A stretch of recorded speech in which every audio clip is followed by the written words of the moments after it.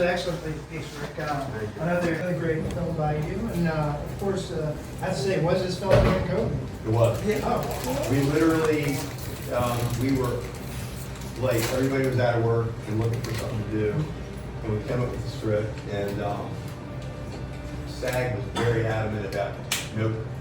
Like, literally, we're redoing everything. Because my original plan was to have Julie come and shoot the Molly part and do the reversing and edit it all together with green screen and have a waiter come in and actually do what we said and not have anybody there. But they were like, adamant, no. I was like, even if we do the remote camera, they were like, yeah, no, we can't do it. So, And I want, that's my wife right there. Yeah. She played the compliance officer, my son, and had just sold his house, so he, my grandson, and my daughter-in-law moved into the house. We shot everything after the grandkids went to bed at like 9 o'clock at night. And she became my camera operator, and she started out with just pressing the button to, she had the slider going and tilting and all that stuff. And she's not an actor. She's not in the business. Not at all.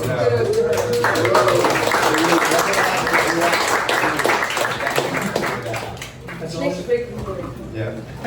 No, it's always a blessing to have like family and friends that of course support their passions. And that's, I mean, again, this project you guys put together. Not only was it kind of like a satire, but of a real situation. But it was one of the things that you incorporated for while being safe, fun ways to again make it fun and true to your like craft yourself. Because a lot of your projects are just like true, still unique, and it's the only things that you've never seen that it works in like a humorous way and also has like a touch of emotion in it as well.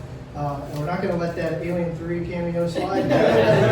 Everybody says, dude, you should have pushed it further and had the camera pop out smaller and got right in my face. And I should have and had more stuff ripping off. But thank you for getting it. Yeah, I was cracking up as soon as I caught that. What was kind of like is that something that happens where when you do like visual effects, something comes up that close to you?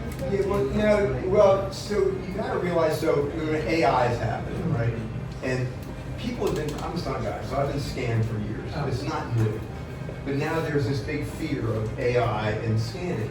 So that was all kind of happening while, everything that's in that movie was all happening while this thing was evolving. Everybody was freaking out over getting scanned, and like the SAG rule is you cannot be scanned and all this stuff. So I incorporated that.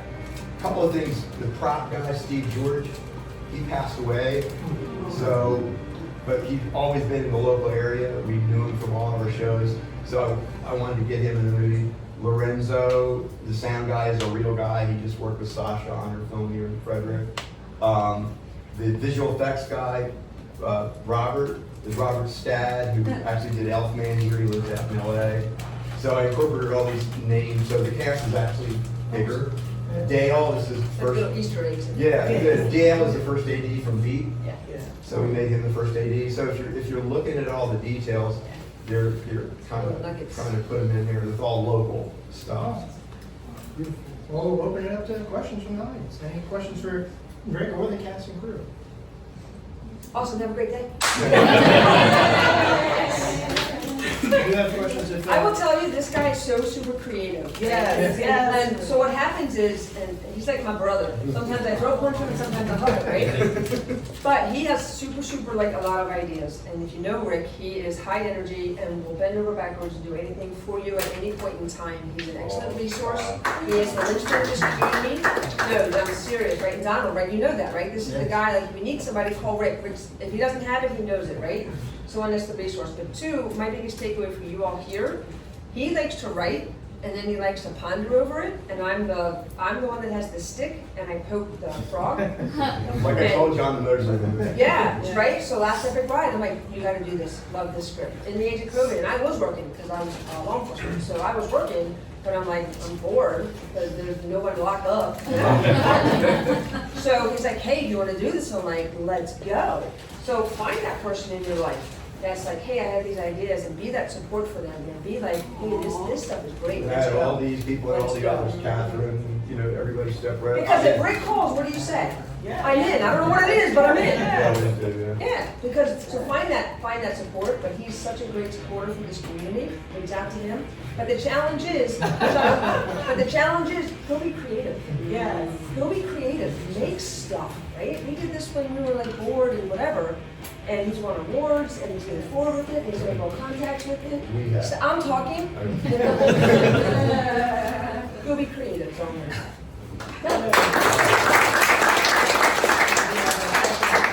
Yeah, Rick, congratulations. Thank you.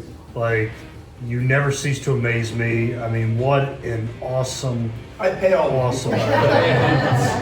But I just gotta say, wow, man. Like, just seeing you continue to push the envelope and do great things. Thank you. Yeah. That was a question? That was a compliment. Oh, okay. Yes, sir. Yeah, what do you think this will be viewed at in 20 years when a full generation is past COVID? How do you think this will be viewed? You know, it's funny that you asked that because I think it'd be all like all the COVID movies, people, they're not gonna care. Yeah. I think it had its moment, and I think the moment's kind of gone. I think the value in this is if you're a filmmaker, I think you get the inside jokes. Yeah. But I think without the inside jokes and filmmaking stuff, I think it's just dead. It was a novelty. You know. It's got an audience. It's got. Yeah. It's got an audience. I think filmmakers appreciate it. Yeah. Oh, yeah. Yeah. It's almost like Bowfinger. Nobody makes a movie. You don't make a movie like that, but. Yes, sir. What were the motivations going in through your head as you were writing the director? That was the most fun part of the writing. That was one of those ones where, so Lisa Nicotarian, who was listed as a writer, I called her and I said, do you want to do this? And she said, I'd love to do it. So I said, I'm going to send you notes. And I ended up sitting down and writing a script overnight and sending it to her. She goes, this isn't notes, it's a script. So I said, we'll make it better. And so she did, and that's like the Vio Candido's little line and the really polishing it to kind of make the whole thing with Jurassic Park work. And yeah, that was the most fun scene to write and do. And keep in mind, we did our scenes, we schedule them, we did it by Zoom. Yeah. So everybody had set up their own separate camera. That's why everybody got credited as, cameras. Yeah. They would set up a separate camera. I had dogs in mine. She had I dogs. had dogs.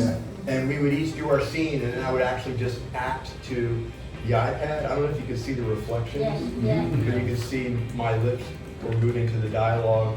And it was just kind of like an extra bonus of it because it makes that connection with the reflections. But so I'm actually playing to pre-recorded scenes that we had shot over the course of about 3 or 4 days.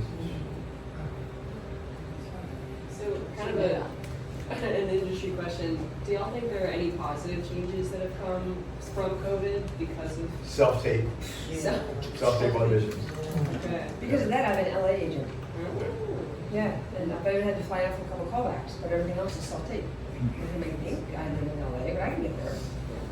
A lot of people will argue that, but I mean, the reality of it is you have New York casting directors casting Lioness Yeah. down in Baltimore. Yeah. So which they were awful. They didn't read any local actors, which was terrible. But but the reality of it is you can be somewhere else Yeah, and get cast, and that was the biggest, I think, thing that came from COVID. a lot more opportunity for actors. And the efficiencies built in, yeah. Yeah, a lot more opportunity. You're right. No, that's You know what I true. mean? We've all Yeah. booked network shows and all kind of things. On self-tape, being here. Right. Not knowing that you're here. Hampstead, Maryland. Yes.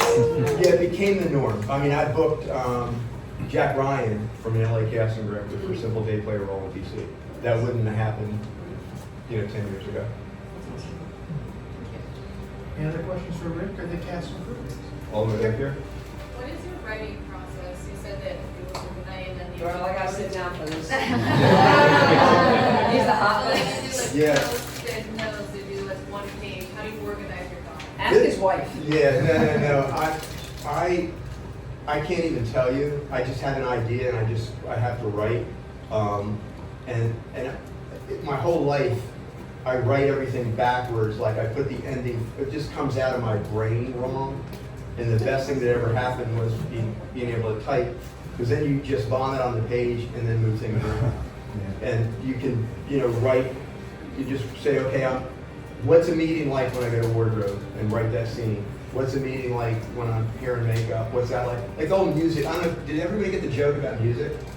Like, when you go to hair and makeup, they're always playing some music. So it's like, all of those were like just from real experience. So I would just write that scene and then figure out the B-roll, or not B-roll, but they say the scene is the beads, and then you have the things, the thread that connects the scenes, and then you just kind of figure out how to make that work. So you have one scene, and it can be anywhere. It could be the ending scene, and then there's the process. This was easy. You show up, you eat, you do hair and makeup, you do wardrobe, you do wardrobe, hair and makeup. So it's really easy. Just write the scene and then lay it in the order. So yeah, this was easy. He's really good at writing scripts, he really is. He just needs the toe poker to be like, let's go. And I'm poking on one now, let's go. But the process is very different. I will tell you this, what I've learned this year, the easiest writing is to begin with the end in mind and work backwards. That was a new thing I just learned. And this one was kind of like that, with the end in mind, and then work backwards. And I'm realizing that's really the process for me. How did you approach acting against the screens and over Zoom and stuff, and how was that difficult to adjust to versus the acting with people in person? That's a great question. It was kind of funny because we put the iPad right on a stand, so it was like somebody's head. Yeah. So it almost made it easy because the idea was, let's just do normal shots. We'll do the wide establishing and then do coverage. And it just felt really normal. It just felt natural. But what was harder was actually, probably for you guys, because I'm sitting at my desk, I use OBS Studios. I don't know if you guys use that to do the screen record. So I'm having to do the technical stuff. So I'm sitting hanging out in my flip-flops and t-shirt, and they built sets in their houses and got a second camera, and so they were really doing all the work. I'm just kind of hanging out, throwing words, I was doing an audition, backstage read, and they're doing a performance. So I think their part was way harder. That was a great set. Yeah, like awesome. Yes, That was it's good. fantastic. I thought you were in an actual room. No, well, Rick knows all of us very well. So when he was writing it, I was writing you down. he was writing for me. He was like, I wrote this with you in mind. And as you see, I love a little wardrobe. I was like, thank you. Okay, so that was it. Yeah. 100%. I know her so well, and I know Catherine, who did her, and I know her, and the guy that plays Scrimshaw, Wyatt Unger's a great actor. So I know him, and I know what he's going to do, and it was just perfect. And so they built their sets, and as actors, we have to have cameras to do our auditions. So I knew everybody had a camera. So it was hard to try and color match everything in the edit, but almost that didn't matter, I think, in a lot of ways. So I think we kind of got used to that. What I thought what made it that we all had chemistry. We knew each Yeah, we other's knew each chemistry. other. I think with my scene, I think it was almost like a one-take thing with us. It was. Yeah. It was fast. It was fast, it was one and done. Yeah, one and done. Yeah. 3 rolls. Yeah. We did 3 rolls a day, so we shot 2 days on Yeah. Zoom. And then actually the only people that actually were together, so I was the camera guy shooting Julie at her house. And that was the only real contact any of us had. My son was my camera guy when we pulled into the parking lot. That empty room we came into, my son was moving out of his house, that was his basement. And then we did a lot of masking to make it seem like we were walking to all those different doors. Well, any other questions for Rick or Cassie? Thank you so much. Thank you. When this movie came out, the film festivals weren't opened up because of COVID still. So you guys are one of the few live audiences that we got to see. The process of this project with your trip from, almost patriotic trip from Frederick to Baltimore. Yeah, so we shot a few different locations. So it was me and another local filmmaker named Eric Looney, who's not able to make it unfortunately because he was also very I guess important to the process is having like someone to bounce ideas with, because this is like the first film thing I've done in like a few years. I shot it last year, so I kind of just took a break from filmmaking for a little bit, and Welcome back. yeah, thank you. I wanted to make just something like super like low effort, not in a bad way, but like I just want to make something like right now, and like don't think about it and just do it. So I was having like a lot of political anxieties in, around this time last year, and still am. And it was just kind of like trying to find real life things and kind of find imagery that was like, evocative to me, and then trying to see if I can kind of piece like specific moods and see if I could convey like a bunch of like the anxiety and sadness I was feeling with the country. So I guess in a way it's kind of me just like mourning a lot of stuff. So that's kind of like why I made it. Oh, perfect. Yeah, it was one of those things where I remember this was in like our kind of like archive of videos. I remember you reached out saying that you wanted to submit something to us. So since we didn't have something on July 4th for the last holiday, if you want to call it, I wanted to bring it back into like something that's kind of relevant, still is relevant to what's going on today. We not to say that we shouldn't be political, because obviously we're in a kind of like this very messed up era right now. So it was kind of pivotal, like, oh, I have this. Like, I wanted you to see if you were wanting to come out to kind of talk about your piece. So yeah, and it was also like it kind of also functions as a time capsule. I was like thinking of shooting something similar again this year, but and like again in a few years, because I kind of just want to like document how things are. So yeah, that's kind of the plan pretty much. Yeah, I really enjoyed it. It was really cool capturing these moments downtown, and of course getting to like kind of this. I like the what do you call it, like double exposure, where you have like the plate on top, and then kind of bringing it back. And my real question with the text, the typography, I liked how it was like stitched and moving. How was that done? Oh, I just like honestly just handwrote it. Oh, and I think I just like animated it in After Effects really quick, Okay. because I like a thing where like a lot of stuff feels I don't know, to me sometimes stuff can be like overly produced, and then like that's also why I shot it on an old camera. For that, because I just was like, I have this old camera, I want to use it, but also I think there's an interesting effect that happens where it feels like this feels like longer to me, because it's shot with like an old camera, so it feels like it happened way back, but I'm like, no, this is a year ago.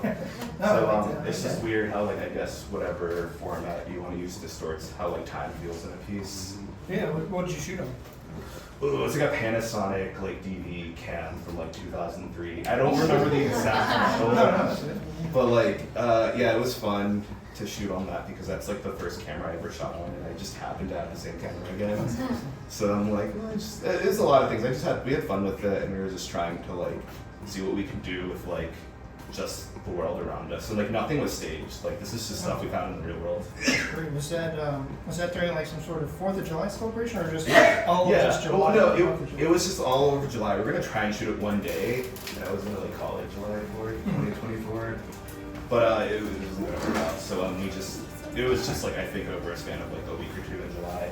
And then like me and Eric were kind of just thinking about places that like felt important to us and that we were like connected to. So that's why we picked Frederick, Baltimore, because I think he was pretty involved with like film stuff in Baltimore too. And then all like the countryside stuff was like Middletown, because that's his hometown. And like yeah, so we tried to pick places that felt important to us. Any questions for James? Where was that last point where the military persons? Where was that? That was Staker Park. Like that was we like just happened upon. Where's that? Is that up here? Yeah. It's a band show. Yeah. We just happened upon that, and it was like. Great.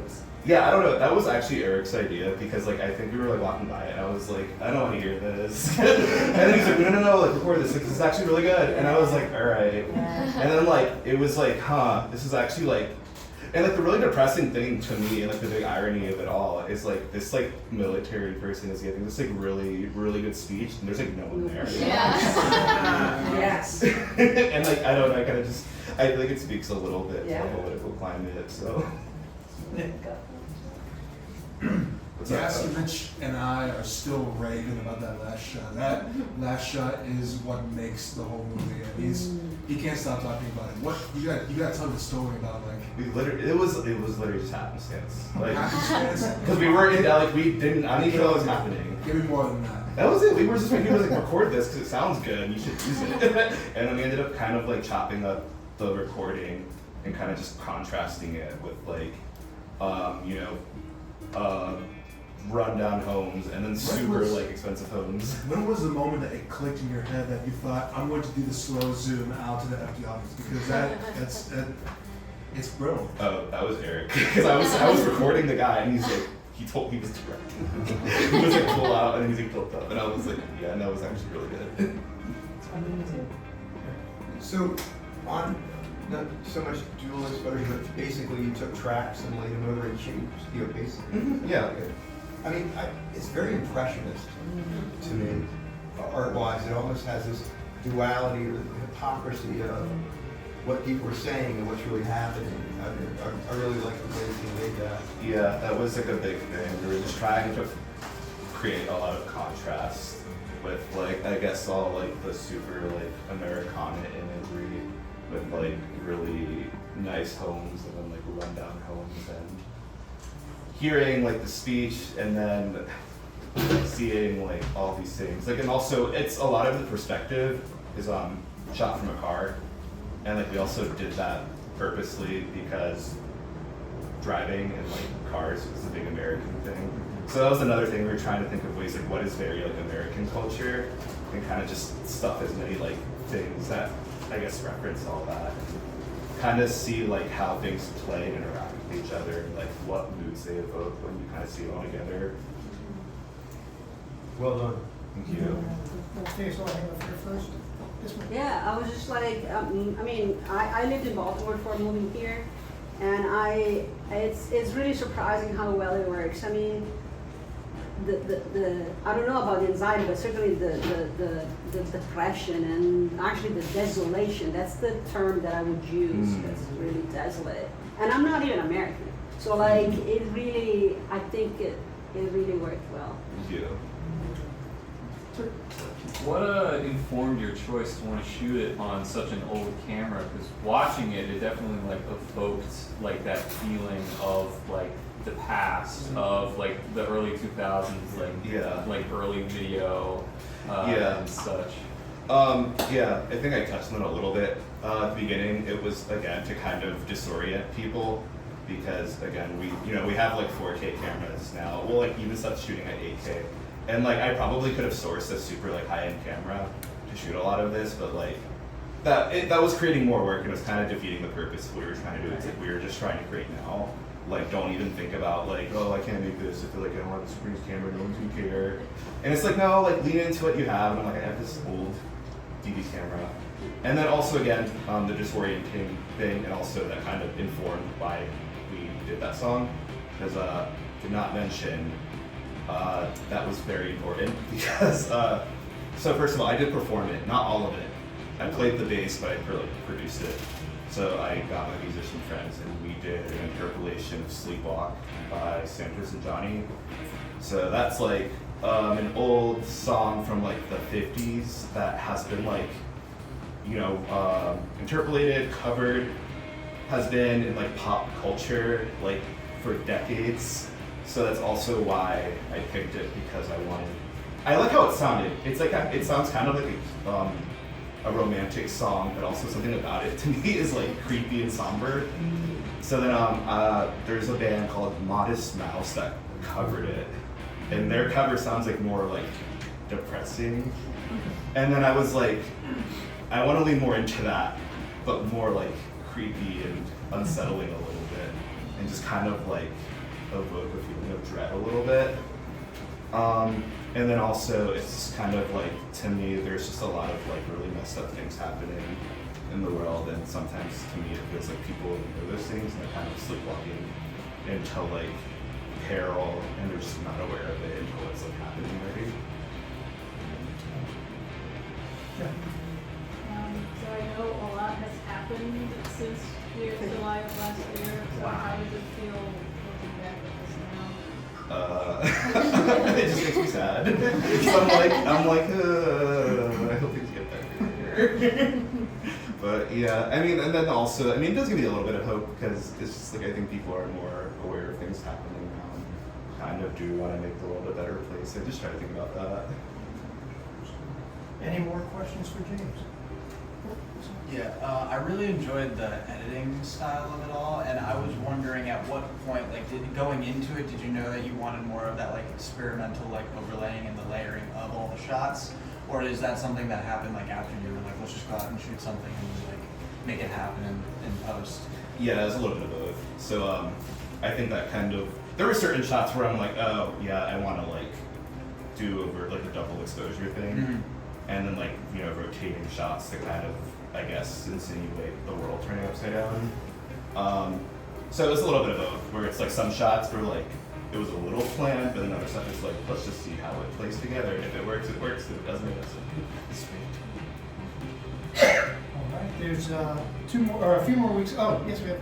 I just wanted to say some appreciation. It definitely made me nervous and anxious watching it. And just overall with the shakiness of the camera, just kind of felt very disorienting. And I like that it kind of pictures how the world is now, where if we stay kind of disconnected, where we are just going into how we are as a country. So I find the message really beautiful. Yeah, it's one of those things like maybe I'll screen in 5 years and it's like, where are we at, guys? Yeah.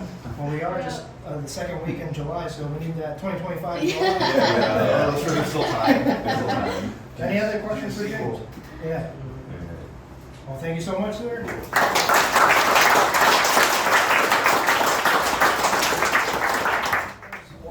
First screened this myself. One, just great writing, great story.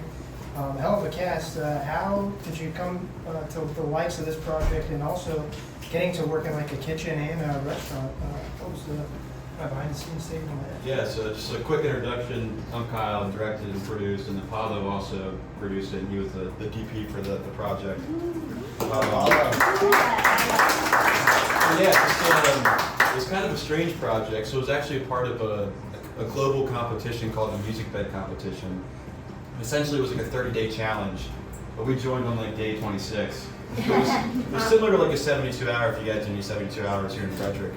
So we shot it all in one day. It's Brandon Chop House out in Boonesboro, so go check that place out. My twin brother's the GM there, so we had kind of a great hookup to be able to film there. And they're closed on Mondays, so we went one Monday, filmed it all in one day, and then I edited it the next 2 days, turned it in. It helped that we've been to the locations in the past, since we shot at the same place for the 72. Yeah. So familiar with the area, and then the music was a big piece. We had 3 songs that we were able to license from the Music Bed website. I think that really helped tell the story, and they create the emotion that we're looking for. The piece itself was kind of based off some prior experiences I dealt with at my day job. I had recently lost my boss and was kind of overcoming this change, if you will. And I'm on the better side of it now, but it's kind of a piece to speak on that change is natural. We all go through these things, and eventually, hopefully, we're on the better side of things in the future. Really? That's, was there now? Oh my goodness! So shooting in one day. What was the biggest challenge you guys faced with that? Well, go ahead. How fast it was, or we just had to be quick on our toes. That included like lighting and just getting people to kind of move, but get a pace where everyone's comfortable too. It was very close. And I would say like the team plays a big part into it. Pretty much the whole team. Paolo and I worked together for the past years on like half a dozen films. So just knowing your team and kind of understanding how we all knew how fast we had to work. The actors knew beforehand how many takes they'd be dealing with. So just being transparent up front and having a fun time too. I think when you're moving at a fast pace, it's a kitchen movie. Kind of has some moments in it where it feels alive. It all just plays into the world of that day. And all those, the cooks, they're all real cooks? Yeah, so Brandon Chop House, they, instead of those employees taking off on that Monday they had off, they decided to work for our movie. But yeah, an absolute blessing. We had a chef or somebody who came to do that is going to be able to screen props. So he helped with the food, kind of setting the food. Call the culinary designer. Oh, That's what I'm No, like, so, well, it's all brilliant. Yeah, let's open it up to some questions from the audience. Any questions for Kyle? There's not so much a question, but I really appreciate the detail when he goes hurt, because I work in kitchens, and that's definitely a kitchen thing. So I like that. Yeah, try to put some of that jargon in. I was gonna say, I don't think I've seen a ton of like cooking movies aside from like the only thing that comes to mind is like Waiting, and then I guess The Bear. I've never seen that. So yeah, no, kind of also adding on to that is like I've also worked in kitchens, so I was like, oh, okay, he knows. And then I kind of saw the parallel a little bit with filmmaking also, and I never kind of made that connection before, because you are kind of operating as a team to like, I guess, get a bunch of tasks done in like a timely manner. So I was like, ooh, okay, I'm making connections right now. Yes, sir. What was your inspiration for the camera angles that you designed? Because the shots were done so well by compliments, and they were very intimate. And immediately, as an audience member, I identified with the tension and the individual characters. Yeah, so College will probably speak on that a good bit, but to jump in quickly, we shot the manager office scene first, and that was kind of static shot, just shot reverse shot. And then we actually ran behind a couple hours, which it's not great when you got a one-day shoot going on. So we kind of made a great decision. It actually worked out perfectly. What we were going to do about an hour to catch back up. And Paulo was kind of just freestyle, track certain characters, have handheld complete movement, which worked out great because the kitchen is obviously feeling alive. And yeah, there's a ton of moments where I feel like Paulo was able to almost like cross characters and just worked out really well, revealing more parts of the scene. And yeah, I'm saying anything about that. That's it. Any other questions for these two? Yeah. Yeah, so like, I mean, you explained at the very beginning, but the kitchen is one of the workplace that is more dangerous and fast-paced. So like shooting in one day, and these people, I mean, there's flame, they're actually cooking. So, and the spaces are narrow, and there's this thing they call the kitchen dance, that if you're at work, you know how to do, but if you are an actor, you kind of like, it's really just, how do you even like not get anybody hurt? Or, so the head chef, Pat, the one that got let go, he was an actor. His name's James Floyd, and then Brandon Kane was Mark, the new apprentice in the kitchen. So those were the only two actors. Everyone else was like, they were actual employees of the restaurant, so they knew how to handle the propane stoves and all that good stuff. There's definitely always safety concerns on any set. I think our biggest one with this was actually the kids running around, even though it was an empty kitchen at that point, no cooking. Just kids running on, kitchen floors are often slippery, and there's like blades around and stuff too. But the kids did amazing. They were like that. How did you decide those show don't tell moments were really bonding? Like the first kind of montage. Yeah, like that montage. Yes. So we actually had like a list of probably 8 to 10. And unfortunately, we could only kind of crank out like 4 of them. But yeah, they were supposed to just be. They were kind of running gun style, so things that popped up on the spot. But my favorite one was when the guys are kind of like, it's like really dark, and he throws the towel at him, and he throws it back, and it's just the other employees there, the younger guys, they were playing like some old 80s rap, and just like getting down and groovy with it. But yeah, it's just really we wanted to kind of just hint at the head chef and Mark just having them in the same frame together, and they kind of just made them happy themselves. I did want to just add on to that. That was one of my favorite shots, which was like that initial one was like the guys kind of like dancing in the foreground, the Andrew throwing that towel in the background, and then of course it starts the whole montage. That was one of my favorites. The whole thing was great, but when I saw that I was like, oh, because I mean, even again coming from a server background, it was one of those things like once the restaurant dies down, you start to close up. It just felt real. Like that turn on the speaker and just try to get the job done, close up, but also like be yourselves and you got the day done. Yeah, no, 100%. I have a question. Most of the film was imagery and dialogue, and then at the very end, it was voiceover monologue. What made you shift gears at that point? So actually, that last monologue, this is probably I didn't choose. This is probably the only reference from any other film. But Arrival, if you guys haven't seen it, it's a great film, kind of alien-like movie, but not really alien-like. Anyways, there's this, Amy Adams gives this great monologue at the end with this great piece by Max Ritchie called The Nature of Daylight. And that's similar to the last song here. And it's just, I knew I wanted to recreate that to answer your question, to have a kind of a great orchestra symphony piece playing with a monologue. Also, one day shoot, we didn't have a lot of time, so it's like, let's just do a monologue. I have a couple of questions, specifically like the role of being a director on a film comp set like this where you have such limited time. First one is, how are you able to pull so many extras on such short notice? You lean on, so my twin brother, big shout out to him, you lean on the people you know, definitely, and you do as much as you can outside of the people you know, so like posting on the Frederick Filmmakers page on Facebook is a great idea, backstage, and people love little competitions like this. I mean, they understand it's for fun, it's low risk, you kind of know what you're signing up for, to answer your question, but yeah, you gotta just have faith that your friends will show up. It's definitely scary. You don't know if extras are ever gonna show up, but thankfully we had the kitchen employees plus the actual customers, so we kind of intertwined that with times too.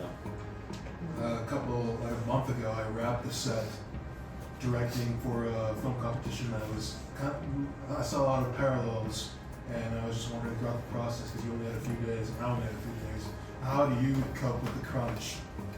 I love the crunch, man. That's just what I live and breathe, honestly. It's tough, but yeah, to speak on to one issue on this film, we actually had no scratch audio, no slate. So no digital slate. We had, I think, for the manager's thing, the manager scene was the first scene we shot that day we filmed, and I think the actors like clapped for just that scene. But besides that, it was like syncing the sound was like a nightmare. But it's all part of the craft, and I think if you go through this struggle, you kind of have a great appreciation of the whole thing. So. James, can you tell us more about why that happened? It was super fast. Yeah, we just did a set up scratch audio on the like, camera. We had time code, but there was no time. I think sound person came in like a little bit hour later. It was a lot of guys just trying to do it. Yeah, I was wondering if someone got something past you, just going. Yeah. Forgot the slates. Don't forget slates. What was your writing process? So the writing process was really weird for this. So we had kind of like determined we were going to do this film probably a week before we actually shot it. But I was on the other side of the country working in Nevada, and Paulo was back home. We were having these 3-hour delayed calls because we're on different time zones, and it's really hard for me to write out there just because I wasn't. So I pretty much wrote it like 2 days before it happened. But I always knew the story because I knew I just had gone through kind of this experience at my job, and I just knew I had to tell that story. I think it would resonate with a lot of people. But yeah, I tried to do it on the plane ride home, and it didn't work. And then Paulo and I kind of tag teamed it, where I was writing a page, and then he would do the shot list right after I finished the page. And then I'd write page 2, and he would do the shot list right after that. So we were kind of working like that 2 nights before we actually filmed. any other questions for Kyle or Paul? Even though the shoot was like so like tight in just one day, did you still have moments of like kind of surprise and discovery on set of like as you're going of like ideas people were throwing out or things you kind of like weren't expecting, weren't planning, be like, oh, that's a nice moment, we can capture that, or we can do this way and everything. I think for me, like the doorway dolly, we didn't get it set up the way we wanted it to get set up. So that was the first shot, by the way, when the guy he grabs like the steak and takes it out into the restaurant space or the dining space. That was when we planned, but it didn't work out too well. But yeah, there's definitely always those movie magic moments that kind of just pop up on the spot. I think for this film specifically, probably most of them was allowing that Paulo's freedom to kind of move around for the kitchen sequences specifically, and then. I'm trying to think of anything else. The lead actor, Mark, when he like slammed, when he was like mad at the end of the movie, he was like throwing around the pots and pans. That was all him. He like wanted to go like full fledged, and I think that really showed on screen. So that was great. Yes. Just real quick, Paulo, what camera did you use? The red Komodo. Oh, nice. And just to speak on the camera setup real quick, we had a really great assistant camera guy. His name is James. And he gave us some really nice anamorphic lenses for this project, so that's why it's got the wide format and probably feels a little wide. And just a blessing to be able to use those. So. You got to shoot in the kitchen. Yeah. Right. Any other questions for these two creators here? Oh, thank you so much. Another fantastic music video, sir. How are you doing? Good. Yeah, again, okay about you another one. Yes, sir. Thank you so much. What was the story behind this one? I love the fact that you used, I guess the escalator scene is one of my favorite shots. But what was the story behind shooting at Boscov's, or a portion of it at Boscov's? Yeah, just wanted to capture the feeling of like, okay, they're out, they're shopping, capture the whole shopping vibe. Yeah. And so that just seemed like the best. I just love how like you have like the different angles and the different things going on. It creates a separation between, you know, the different subjects, you know, as it were. And the story behind this piece, what was that? How did you get? So I don't know if everyone caught that, which was actually an issue that the cameraman had. He was always like giving me like tips for editing and stuff. I'm sure everyone pretty much knows about that.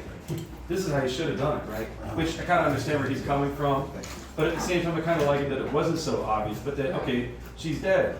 That's it, that's the plot twist, she's dead. And even by the end you don't necessarily know that, but I was hoping that, okay, by the time you see my character, other character, the Grim Reaper, calling her off, which that thing broke, by the way. It died too, but like, yeah, so we had to bury it. No, I still have it. But no, it's just like, so that was basically the narrative there. It could also be, you know me, I'm always big on like symbolic things. So it doesn't have to be that she's literally dead. You could look at it that way, but also, or that she's being ignored, she feels isolated, she's like spiritually dead, she's being ignored, feels left out. Yeah.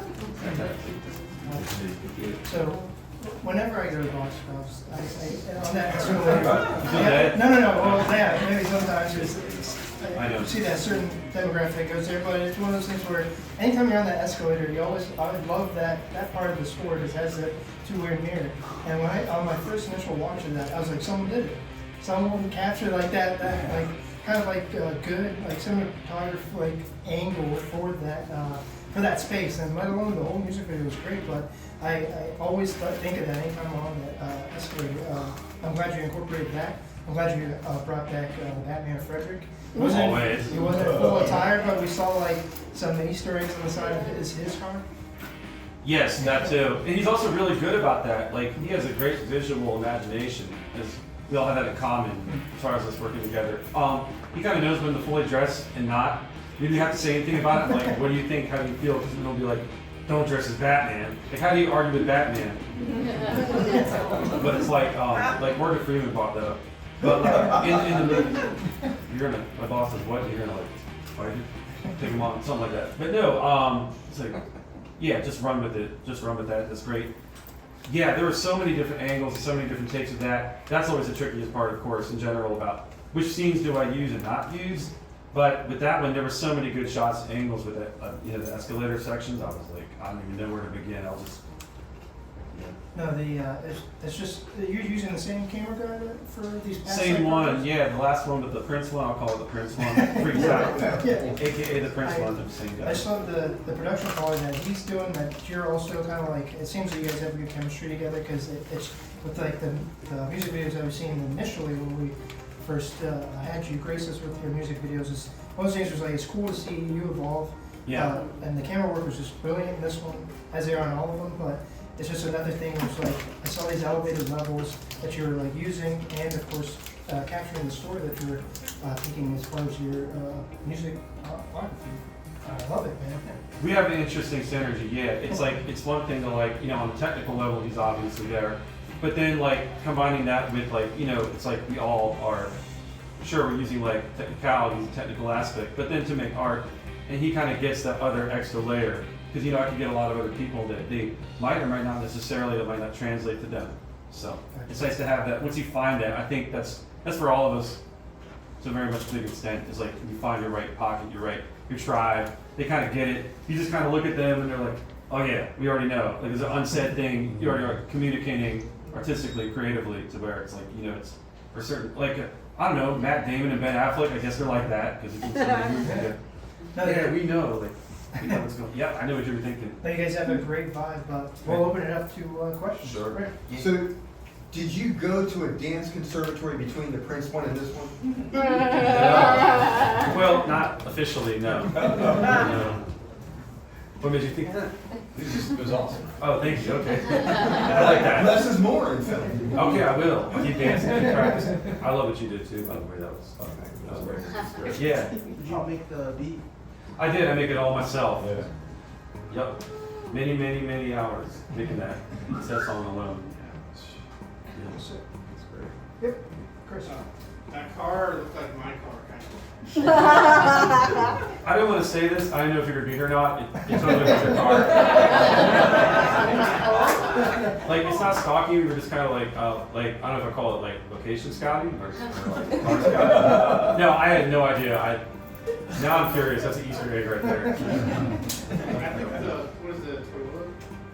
I can't remember. Which one? Which scene was it? It's the silver one. Upside down. We'll talk. I'm curious now. I love things like that. Yeah. I want to know about the dog cameo. Oh, the dog was awesome. The dog, oh my God. So, okay. That's like the most lore actually out of everything. So, this guy was begging me, kept asking me, like, can I be in one of your videos? I'm like, sure, what do you want to do? And he's like, I want to say Millie. Me and Millie want to be in your video and dance. The dog was loving it, going crazy in a good way. And so it was like last minute, I was trying to reach them. I'm like, where are you? He's like, I'm outside of town, coming from like, I forget where he said he's coming from, like Rockville. So I imagine he's like driving this fast. I was like, please don't wreck. He's like, no, it's worth it. I want to be in the video, I want to be in the video. He gets like there last minute, the cameraman's getting ready to leave. And really, it first started out as like a thing where, okay, dude in the video dance with the dog, whatever. And then I started doing some research about, like, so I have a documentary for this as well. I'm gonna put out, it's called It's Kind of Funny, because the name of the video is It Ain't Funny, so I want to follow it. I was trying to flip it up to add to it. And I realized, like, so with her being dead and all this, that dogs in the afterlife in mythologies have like a lot of connection. So I was like to read too deeply into it and do that. Well, I love the way the dog looked right at the Second appearance. The dog was definitely into the cameraman. So. I think she was the best one. She was the best actress there. I do. Freddie, yeah. Oh yeah, I mean, I love the arc, right? You said about how the cameraman was having some thoughts on the editing. I loved it because I thought you were the villain at first, like stealing his girl. Yeah. Yeah. But the question I have for you is, how do you decide kind of visually, right? The locations that you choose, getting a lot of like glass and metal and the colonial jewelry store. How do you pick that in? That's interesting. It kind of just happens as I go, Yeah. part of it to an extent. A lot of it's improvised as we go. We'll be like, oh, what about over here? So that ends up being like some of the favorite or like some of the best scenes, yeah. That like it's just stuff off the cuff and then some of it's already preconceived in my head. Like I said, we're all visual, so we all kind of like, without thinking about it, almost like kind of filter. I guess like all those years of daydreaming paid off as a kid. It just like kind of like all filters in and it's like, oh, wow, I see what we did there. Didn't even like necessarily consciously think about it. Yeah, I mean, the joy just kind of radiates from it, so that's wonderful. Nice, It has yeah. So much fun. Yeah. I want that to shine through, and I felt Oh, like that it definitely. does, and he helps enhance that and bring that out. That's important, like you said. Yeah. Thank you. Yeah. Yeah. So, piggybacking onto that question, so did you get clearance to shoot in the mall on the escalator, or was that like guerrilla filmmaking? So, and I was wondering how it would all like gel and mesh, because we used a different camera, a smaller one. That way we could sneak it in. We were like, let's just go guerrilla with it. Like, you know, about like permission and forgiveness, the whole saying, right? Let's just sneak it in. So this guy comes up, this big dude. What's funny though is he's like, actually, you can tell he's like actually very intimidated. He's like, he was like Lambert, the sheepish lion. He comes in, you guys have permission. And the girl, without missing a beat, the one that, you know, Jade, the one that was with us there, in the black coat and stuff.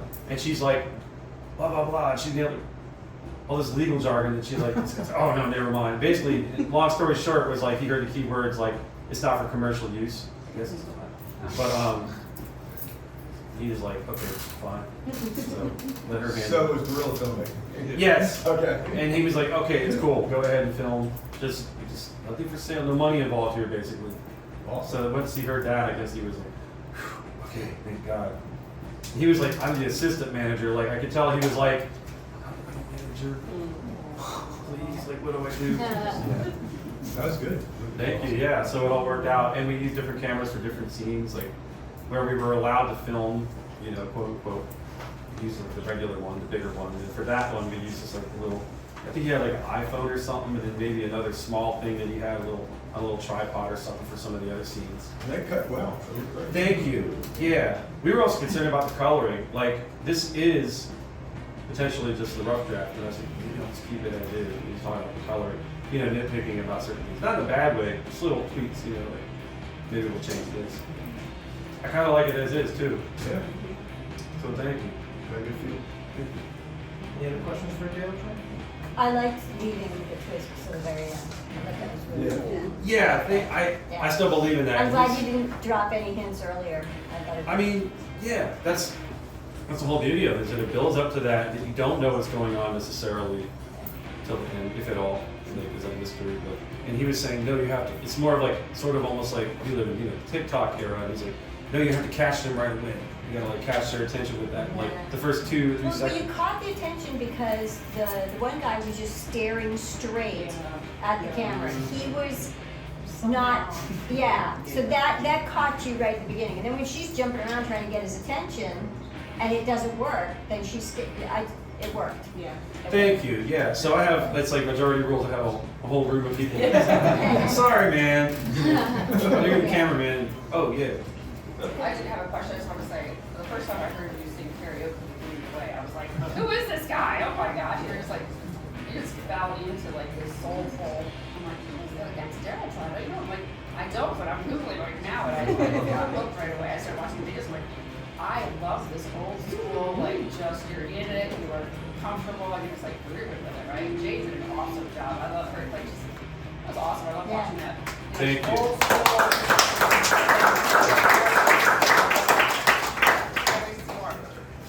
Very cool. Yeah, it's awesome. Thank you. Any other questions for Dale Tron? Yes, sir. I've asked you this before. Yeah. Why did you decide not to use a death mask and skeleton gloves at the end? Production cost. I thought it was creepier just being myself. You know what I mean?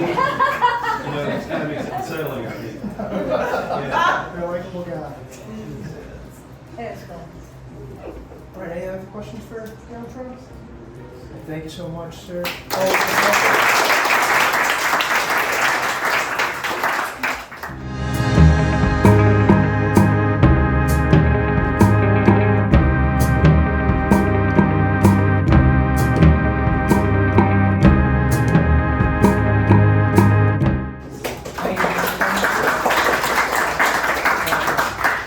First off, we have this part 1, we'll get into part 2, so we won't get too into complex questions.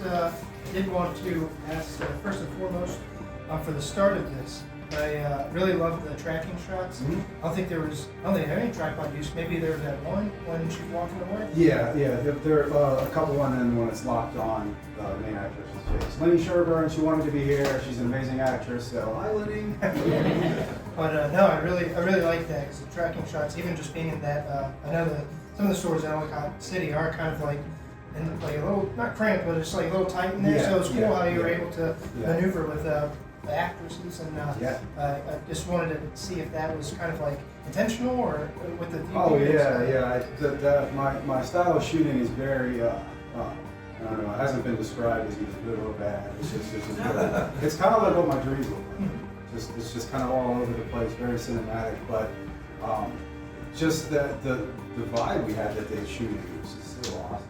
Just wrote it. I mean, anyone who's made a movie would feel that ride, man. Just let it go. Just let it take over. I think we're finding a common trend tonight. Yeah. But no, I love it. It's such a cinematic place like Ellicott City. I'm just surprised that not many movies have been shot down there. It's just so gorgeous.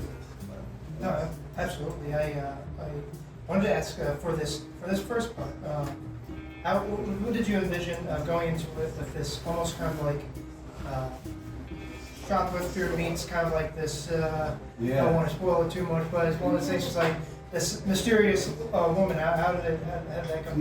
So this all leads into the feature film called ELITISM, and 3 Blu-rays per copy. Anyone wants a copy tonight, we have a copy of it. But So when we were shooting, I asked the actors, I said, you know, I want individual little stories for each of the main master themes of the feature. And if they were interested in doing a prelude on their own, they could use it as their acting reel, but an individual story that focused on them. And that one was Katya, and that was her story. So that each individual main character had their own little short story prelude. And that's what's going on next with Dylan. This is the origin of Ashley's character. How'd you find your cast and crew? How'd you? Lenny through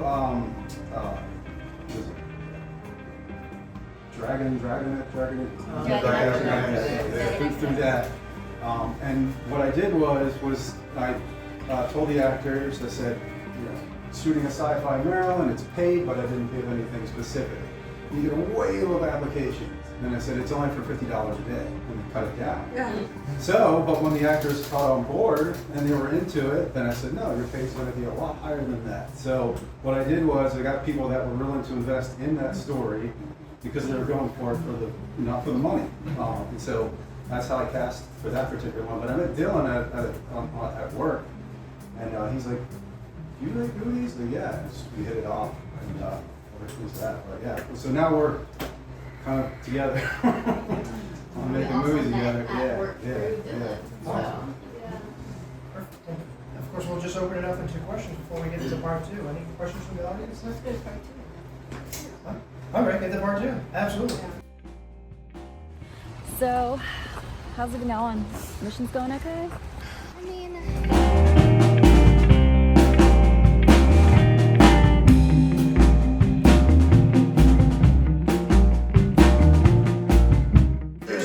Dylan Higgins.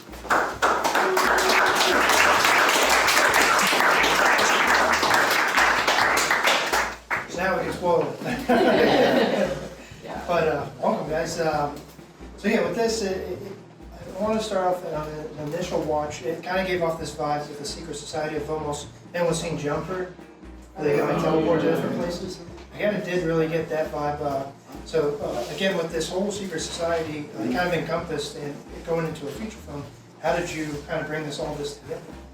What was the start? Well, I think it was just clear we laid down the tracks for the whole story, and then you can kind of fill in the pieces there, because if you have the whole overarching kind of laid out, everything else in between is just playing in the sandbox. So Dylan and I kind of just worked it out, say kind of what the main motivation was, but then I gave him full steam ahead on directing it. But I think it was just so cool to see that same characters, same universe, just completely different interpretations of it. No, absolutely. Yeah, I just thought it was cool. But yeah, just having a solid framework for the overarching story was help. Yeah, I mean, for me, it was really easy. We actually shot like some stuff for the movie, we shot some previews, then finished the movie, then came back and shot stuff for this. So like, I had everything. I had all the information. Jeff and I talked extensively about all the characters, so I felt like I knew them. But then also, like, we had an awesome cast. So, and they knew their characters. Like, it's like, they really, like, a lot of the characters were at the start kind of two-dimensional, and then people got in them, and like, those actors, those characters fucking worked. And it was crazy, especially Ashley. Like, she's never acted before in her life. And then we put her on screen in Teasing Elitism, and then we made, feature, and yeah. I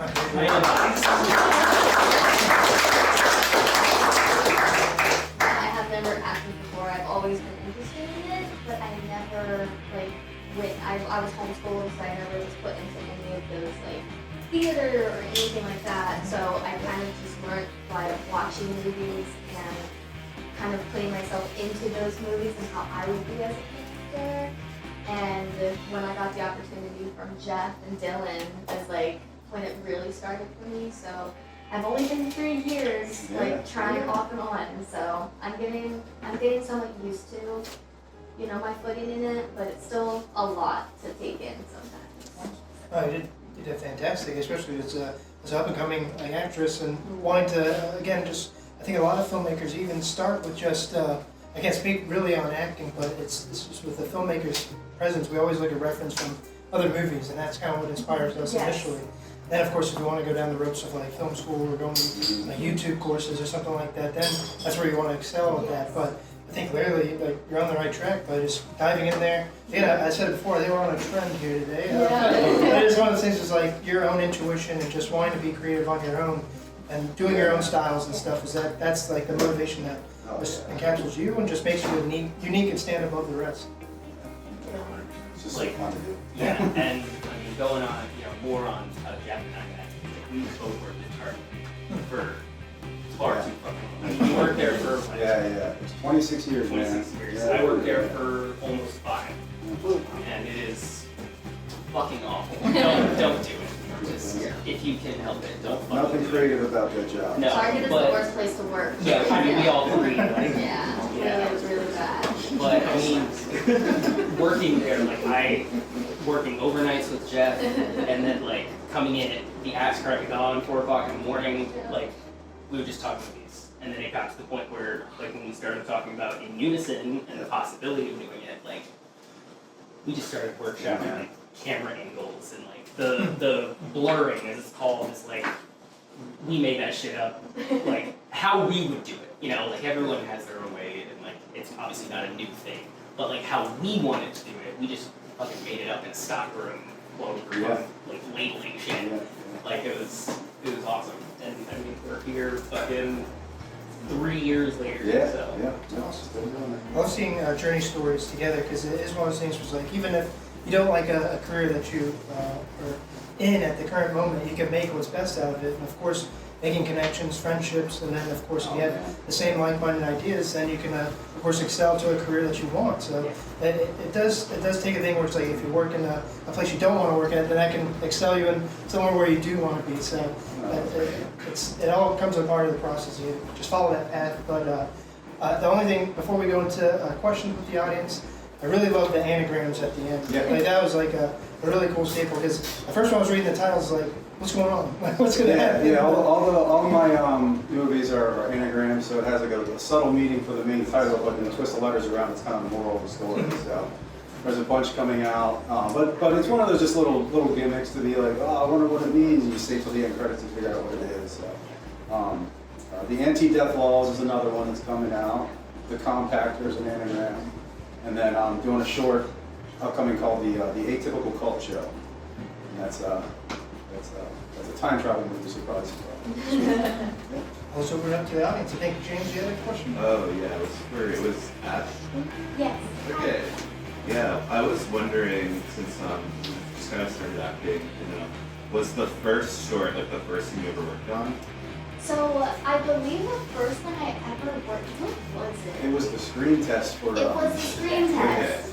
Yes. So this was like, I guess, in one of your very Yeah, this is very 100% first That's first awesome. I think time. this is the first thing that we ever like shot, start to finish, put out. Yeah. Because the other thing I was wondering was, I guess the time between the first short and the second short was shot. I was just like, what was the time between that? June of 23 to January 24. Okay, because These are just years in between. Yeah. It's just, no, because I thought your first one, like, you held your ground. I thought your character was, like, really good, and I was, like, intrigued. Yeah. And then the second one, I was like, oh, she's in it. It's a very much of a jump, and that's very much Weaver. She's the spitfire that everybody feels like they need to watch around and watch her, make sure she's not getting into any trouble. But she doesn't feel like she's getting into any trouble, so she does not care. Yeah, no, I just think it's great. It's like, just kind of really living his character. That was very, like, good. Thank you. I put a lot of myself in there that I feel like, one way of how I've kind of, since it's been a very short time with my acting, I kind of try to put how I would want to kind of react in certain situations. And I'm very much not like Weaver, not that spitfire that like pushes through and, everything. So I'm kind of like how she was before, rule follower, calmer. So I kind of was, it was really, I enjoyed it a lot, Acting being is a little, therapy. yes, I enjoyed acting like a little spitfire and like getting back at him and saying mean things to him. So it was really fun, really fun. I mean, I'm gonna steal your question. But, Yeah. so that was like how she was in the character too. Like just from the screen test, like I mean I could tell. So spoiler, I'm her boyfriend. Yeah. That's why I said I'm biased. I'm an actor. But I could tell like she's very nervous. And because she never acted like this, it's a movie, with one character. So I could tell she's really nervous. But from shooting Teasing Elitism to when we showed up on set for like her day of shooting the movie, she fucking clicked in like no one I've ever seen. Like she was DiCaprio.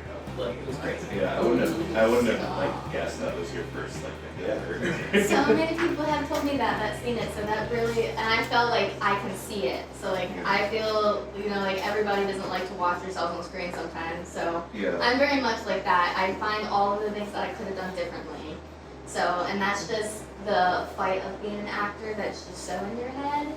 And I'm learning kind of stepping stones on how to kind of maneuver the anxiety that I feel through it. Into it a little bit. Yeah. There was a few times where they both have had to help me kind of like get out of my head because I would be so in my head about a scene and wanting it to be perfect and I just mess up all the lines. So they've helped me so much. I adore this universe that you're creating yourselves, the passion you show for this thing that you're making is palpable. And I just wanted to ask real quick, is Teasing Elitism the first entry to this? No, there's one called Your Uptown Hoya. That's the main JP's origin kind of story. He gets kidnapped onto this, taken off to train as a grandmaster.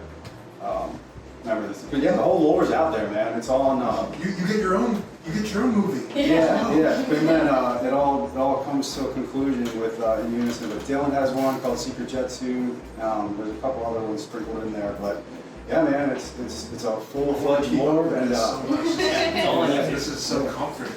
Yeah, and we have the free Blu-ray. Yep. So YouTube. Yeah, there's a streaming cut on YouTube. That's the one without any like copyright restrictions, better audio track, and then the Blu-ray version is more the director's cut. Let me put it this way. All right, so In Unison objectively is a bad movie, and I'm willing to say it. No, it's on me. It is, but it's just very, very hard to pin down. There's a lot going on in 100 minutes. I'd probably say it's more along the lines of a student experimental film. It's just wild. So I'll give you a spoiler. Like, you learn the meaning of life, not like literally. It's not up for discussion. The people at the end tell you what it is. But the whole point of it is that I've never seen a movie like that. Of like, wait a minute, what happened? It just gets really wild. And wanting to figure out what is going on and wanting to kind of hit the pieces. But as a filmmaker, I don't have the skill set yet to tell a story of that magnitude cohesively in 100 minutes. I just don't. Willing to admit that. But would it work better as a book? Yes. Would it work better as a 10-part series? Probably. But the feedback that I got after last year's premiere screenings was, it's just too much. It's just too much. And that's okay. But yeah, 3 copies is streamed for free on YouTube. It's called In Unison. If you watch it for anything, man, Dylan's performance, which is fucking awesome, and the music. Music is kick-ass. It's by Vento. They've disbanded though, but they were a Baltimore band that used to do tours up in New York and stuff. But yeah. It's all out there. Instagram. There's a bunch of lore of each character. Yes, sir. I was wondering when you were conceiving the project, what kind of came first, the setting and the world, or the character? That's a good one. I think it's mainly the world. And so the original concept was a short story where 2 members of the Secret Society of Thieves come across this artifact, but they claim it's alien artwork. And this is, how do you know what alien artwork is? It could be something. But so the short story was that they find this alien artifact, and it turns out to be whatever, but it was like a mystery. But I was like, no, I kind of want to put it out there to say this isn't up for debate. This is the message. But I'm sorry. There's just a lot going on in the movie. So the The beginning of the movie is the whole world basically gets wiped out of these string of meteors. They just pelt the world in the same spot. 2/3 of all life is gone. And so what humanity did, since there were so few of us left, they knew that this is probably the end, so let's basically take our smartphones. We're going to find a way to liquefy it so we all get connected. And so you'll see a lot of that stuff around where people are touching their foreheads and they're looking bionic. It's because your phone's inside you now. So what that means is that we now have the ability to basically harness anyone on Earth, to warn them of future inbound things, or there's so few of us. But that also means we can all get the message at the exact same time, like an alert. And so that's what happens. The movie is that, oh shit, the thieves find out why the meteors are falling, and then every person on Earth gets a message at the exact same time. And so that's what the message is. And it's all up to there. But take for what you will, but it's heavy, man. It's heavy. I would watch it high. You just be like staring at it. What? Yeah. Like, what is happening? But the version on YouTube is short, where they meet the creatures, the aliens, or whatever. But we shot every question. So you give me any what question, like a big deep question? Is there a God? Is there life after death? Meaning of life? All that gets answered. All that gets answered. So it's just an interpretation of it, and then when you get whisked away back to reality, you have the option of if you wanted to remember that or not. But in the movie, all those questions get answered. It's intense. Yeah. I just wanted to say that for a newish actor, that was pretty good. It felt very natural. Thank you so much. That means so much. That means so much to me. Ashlyn's character originally was this kill-off character, but then her acting started to get so damn good that I was like, we need to rewrite your character. It was supposed to be a valley girl that was very ditzy. Yeah.